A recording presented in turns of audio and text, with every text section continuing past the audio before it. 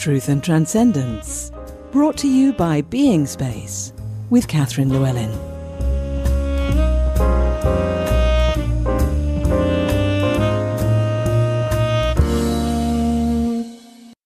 Truth and Transcendence, episode 191. The season of goodwill. Over here in the UK, that's what we call the Christmas period. And there's this idea that it's a time when everybody has goodwill and where we suspend anger and revenge and vitriol and all of those things and just try to be more caring and compassionate with one another. And it struck me that, unfortunately for many of us, this particular period, or the holiday period, as it can be called, can become a time of difficult logistics, awkward family situations, trying to survive family members that we don't get on with, for some people dealing with awful solitude, heartbreak. Apparently there are a lot of heart attacks during this period. There's also tragedies of people driving drunk and having accidents and all sorts of things that happen during this period of time that are not lovely, that are not fun.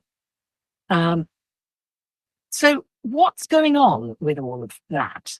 And I thought, well, okay, so for some of us, we're trying to deal with all those things that may be happening or happening to our friends or our relatives. And at the same time, we're doing our best to follow this season of goodwill theme. And I thought, why don't we just go the whole hog? Why don't we just say to ourselves that we're going to make this period about love, about a deep, deep, deep love experience. I haven't really studied the Christian doctrines or any of the other doctrines for that matter, but they do say that Jesus came here because of love. That is what is said. And from what I've read or heard about Jesus, assuming he existed, which I happen to think he probably did, that sounds about right. And we have had a number of individuals arrive in humanity with an enormous love, bringing love, encouraging love. And if this isn't the season of goodwill, what about choosing to make it about a deep, deep, deep love experience beyond anything we've experienced before? What about if we did that? So what do I mean by that? I'm talking about love in three different aspects. One being self-love, one being love for others, and the other being universal love. So universal love is something which I consider to be present all of the time and everywhere, and in all of us and between all of us. And who knows how far it travels across the universe? You know, is it everywhere? Let's just say it is. Now that the experience of being connected with universal love is something utterly extraordinary and miraculous. My guess is that anyone listening to this or watching this has experienced that and has the capacity to experience it more and would like to experience it more. And love for ourselves, to me, this is not about being selfish. This is about valuing the pure, beautiful spirit that we are, valuing the gift of life that we have, valuing the gifts that we bring, valuing the beating heart that loves and that receives love and is loved and is loving. And really opening to that and loving everything about that. Loving the aspects of us that we don't like very much, loving the aspects that we don't know much about. Full-throatedly, full-heartedly, wholeheartedly loving ourselves and loving others That's the one that is most easily and readily talked about and recognized, because it's the one that's easiest to connect with virtue and being a good person, being a nice person. So I'm talking about going way beyond trying to be a nice person, trying to be a good person, trying to be a liked person or someone who pleases others. I'm talking about the deep, deep love of other humans that goes way beyond all of that and that needs nothing in return, that is selfless, but is full of love as that love is given. Because that love given selflessly is one of the most nourishing things that we can do. I don't know if you noticed that. When we are able to let go of our attachments and need and me, and ego and all of those things, and just love purely, that's its own reward. That's ultimately fulfilling and beautiful in itself. So how about we say that this next few week period is all about a deep, deep, deep love experience in terms of universal love, self-love, and the love of other people. And of course, that includes receiving love from others when it is given. It includes not rejecting it, not pushing it away, which again is something many of us have been guilty of pushing it away, denying the love from others. So how do we open to this experience of love, and how do we foster it? How do we nourish it? Well, the answer is going to be different for every single person watching this and listening to this. Every single person.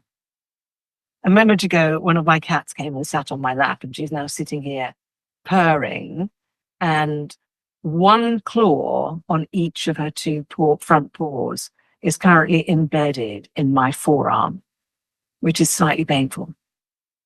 Now, I know that's an expression of love on her part, and part of my expression of love is to be there with it, and it's absolutely fine. And I'm stroking her head, and she's rolling her head so that it actually gets stroked exactly the way she wants it. Now, that helps me to open to all kinds of love, actually. So cats are an example of just a little ball of love who sometimes just doesn't care about you whatsoever, but is an example of something in life that can help us to open to and foster and nourish this. Another example I've discovered recently is Gaia TV. Well, what's that got to do with love? But actually, a lot of the stuff they put out is very, very good for supporting us to open to receiving universal spirit, universal love. And a lot of the courses and the talks and so on they put out also help with self-love. And some of them help with love between other people. Some podcasts are very, very good for this. Some friendships are very good for this. Some particular activities, such as dance, prayer, meditation, yoga, walking outside. We all have many things that we can do which help us to open to that deep, deep love experience in all of those three aspects: universal love, self-love, and love for, to, and with, and from others.